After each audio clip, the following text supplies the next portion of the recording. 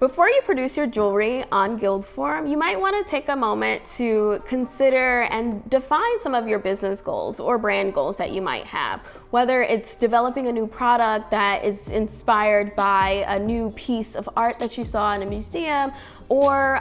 doing something that really has a close meaning to your heart, you might want to take some time to define what those goals are so that you can focus on meeting them and producing jewelry products that reflect those intentions that you set forth.